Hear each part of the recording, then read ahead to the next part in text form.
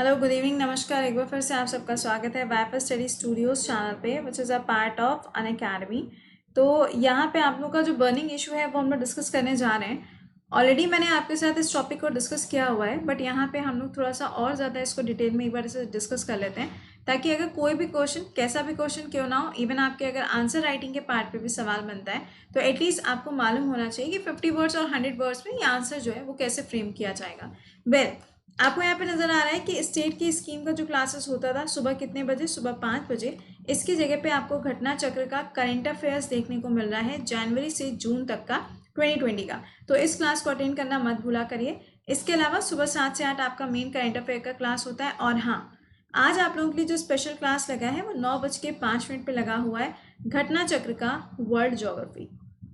ठीक है, और इस क्लास का जो लिंक होगा वो कहाँ मिलेगा, टेलीग्राम के ऊपर ऑलरेडी शेयर्ड है, आप वहां से उस क्लास को ज्वाइन कर सकते हैं। ठीक है, अच्छा, अब अभी जो टॉपिक हम पढ़ने जा रहे हैं वो केरला के बारे में।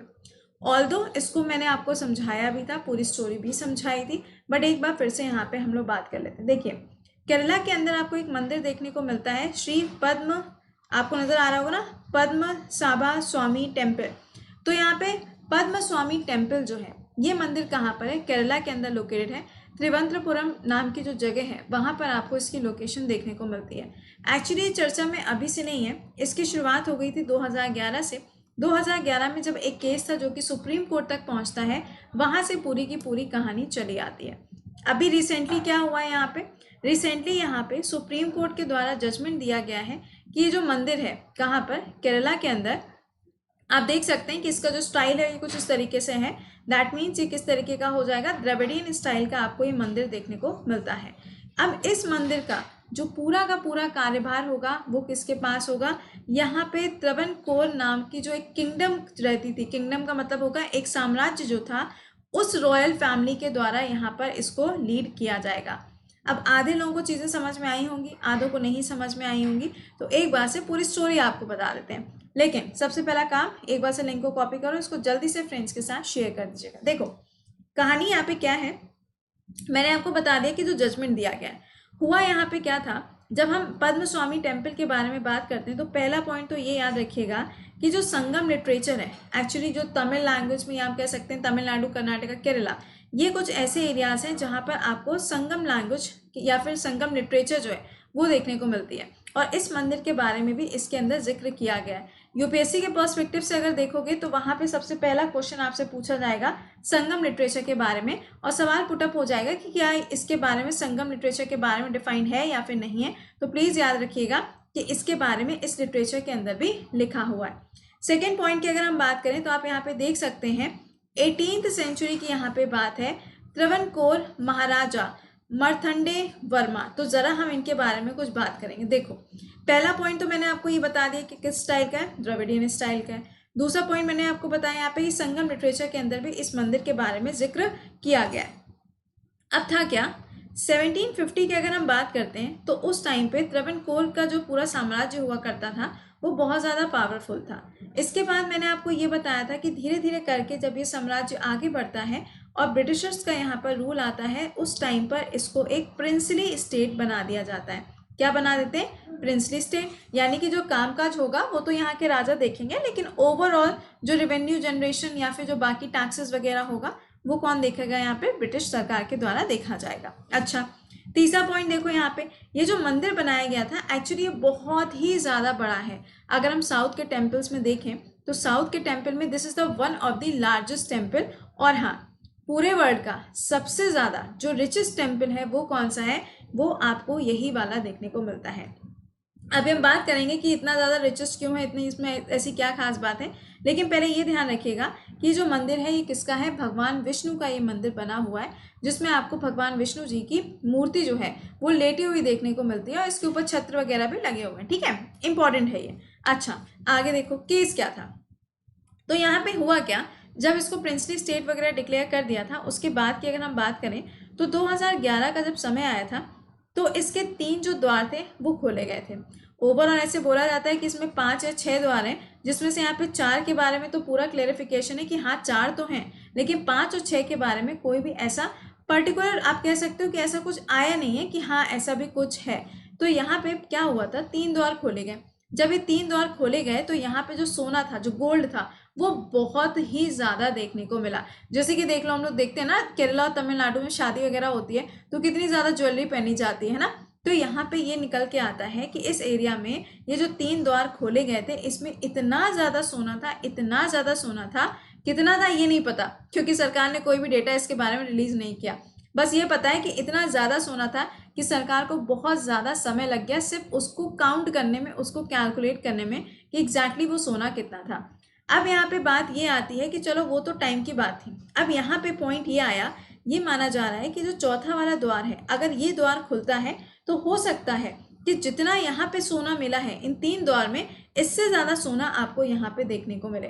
तो कहानी यहीं से शुरू हो जाती है कि भैया ये जो चौथा वाला द्वार खुलेगा, इसका जो पैसा होगा वो किसके पास जाएगा। तो कहानी में ट्विस्ट आता है यहाँ से। लेकिन एक चीज और ध्यान रखिएगा, जब मैंने आपको बोला 1750 के बारे में, तो मैंने आपको बताया यहाँ पर कि एक साम्राज्य था जिसका नाम क्या था, त्रावणकोर। ये उस टाइम पे बहुत ज़्यादा पावरफुल हुआ करता था, बहुत ज़्यादा पावरफुल हुआ करता था।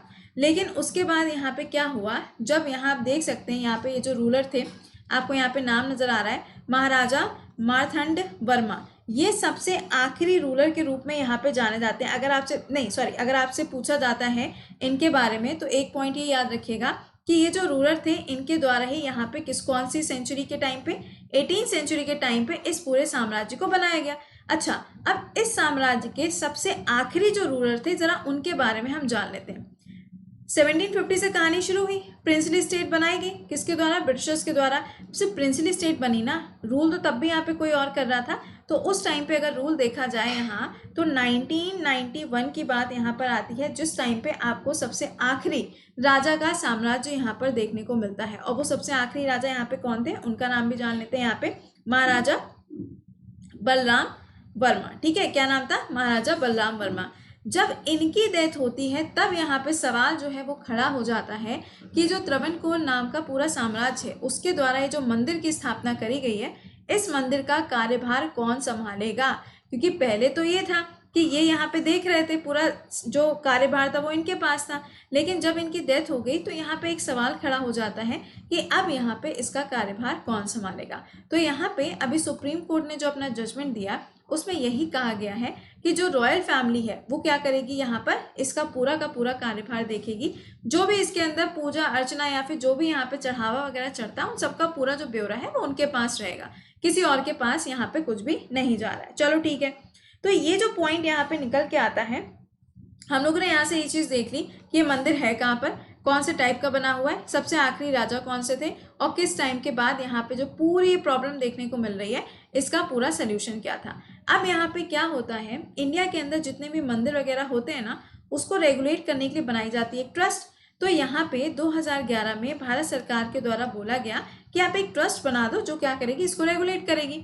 लेकिन यहाँ पे एक प्रॉब्लम और होती है। प्रॉब्लम क्या होती है, यहाँ पे त्रावणकोर कोची, ठीक है, त्रावणकोर कोची रिलीजियस एक्ट होता है, जिसके अंदर साइन किया जाता है और इसमें ये बोला जाता है कि त्रावणकोर विल रेगुलेट इट, जिसमें बोला जाता है कि जो त्रावणकोर है वो ही इस मंदिर का पूरा कार्यभार संभालेगा। जब ये साइन किया गया था तो उसके बाद 2011 में ऐसा तो सवाल उठने का कोई लॉजिक ही नहीं था, लेकिन फिर भी ये सवाल उठ गया कि इसके ऊपर कौन यहाँ पे इसको रूल करेगा। तो जब केरला सरकार के पास ये सवाल जाता है तो ये हाई कोर्ट के अंदर वहाँ पे केस बन जाता है और यहाँ से फिर ये ट्रांसफर होता है कहाँ पे, सुप्रीम कोर्ट के अंदर। अब सुप्रीम कोर्ट ने जब यहाँ पे अपना अनाउंस किया, पूरा जजमेंट जब दिया, तो उसके बाद इन्होंने अनाउंसमेंट ये किया है कि यहाँ की जो रॉयल फैमिलीज हैं वो पूरी तरीके से इसका जो भी चीज़ें हैं वो सारी की सारी रेगुलेट करेगी, सारा काम देखेगी, पूजा अर्चना and all everything will be regulated by them, सारा काम वही करने वाला है। ठीक है, तो ये ध्यान रखिएगा, ये ईयर्स आपके लिए इंपॉर्टेंट नहीं है, लेकिन ये याद रखिएगा कि 1991 के बाद ही ये जो पूरा केस है ये आपको देखने को मिलता है। शुरुआत कब से होती है, 2011 से। ये पूरी टाइमलाइन भी है यहाँ पे जो मैंने ऑलरेडी आपको बता दी है कि कहाँ से क्या क्या चीज़ें होती हैं। ठीक है, तो ये पॉइंट याद रखिएगा, इंपॉर्टेंट बन जाएंगे। अच्छा, एक चीज़ और होती है प्रीव्यू पर्स।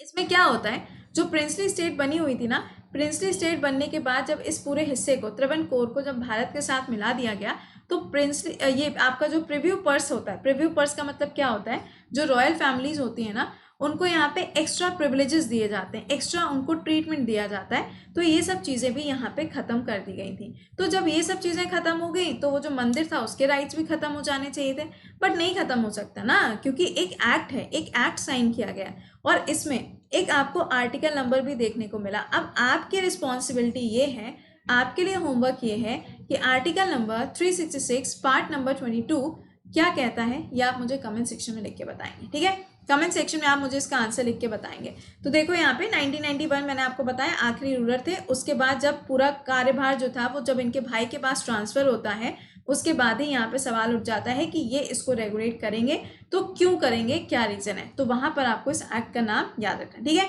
तो मैंने पूरी चीजें आपको बता दी। ये टाइमलाइन आपको याद करने की जरूरत नहीं है, बट हाँ ये टाइमलाइन जो है वो न्यूज़पेपर में आई थी, तो आप देख सकते हैं यहाँ पे 5 फरवरी 2010 से शुरुआत होती है और एंड जाके कब हुआ है इसका, 13/7/2020, यानी कि अभी रिसेंटली 13 जुलाई को इसका जो पूरा केस है वो खत्म हुआ है। ठीक है, तो ये सैटरडे को आपके लिए 10 से 11 बजे का ये क्लास रहने वाला है, तो इसको ज्वाइन करना मत भूलिएगा। इंपॉर्टेंट क्लास होगा, यूट्यूब पे ही रहेगा। तो अब आपसे मुलाकात होगी कहाँ पर, अनअकैडमी पे, कौन से क्लास में, घटना चक्र की वर्ल्ड ज्योग्राफी के साथ। तो till then bye bye and take care.